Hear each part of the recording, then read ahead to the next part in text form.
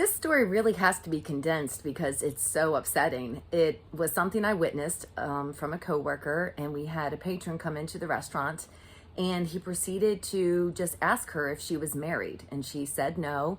He said, "Oh, you have a boyfriend?" She goes, "Yeah." And he's like, "You live together?" And she's like, "Yeah." He's like, "No kids?" She's like, "No kids." He's like, "It's a good thing. That's one less sin on your plate." And I'm thinking, speaking of plates, do I need to drop one in his lap?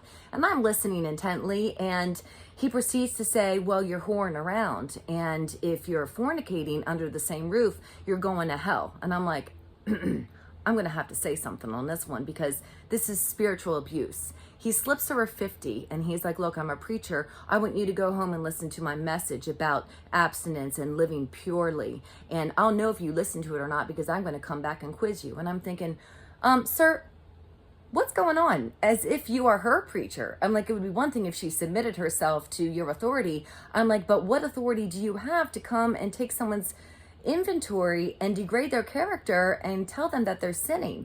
He's like, "It's the true gospel, and I can talk to her this way because my wife is white." And I'm like, well, nobody at this table is white, so I'm wondering why you're sitting with 4 other ladies that can't even look up from their plates. So are we dealing with a spiritual abuse situation? Oh, it's spiritual abuse 101. I'm like, I got it from here, girlfriend.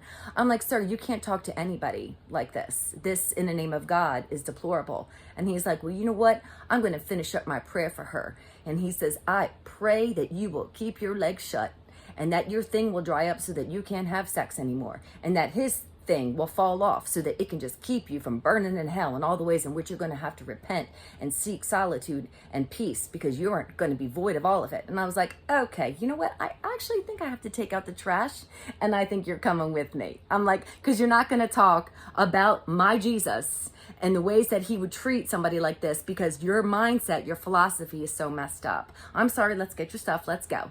And he's like, "I need to see your manager." I'm like, I'm playing her today because I'm managing the morale of the people, and nobody needs to hear that this is how God treats other people.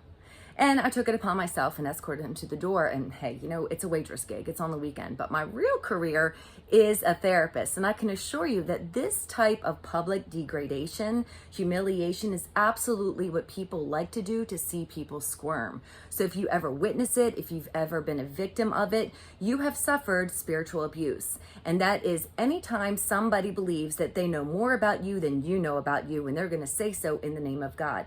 I'm giving you permission. You heard it from Angie, Authentic Angie here first. You get to run and run fast.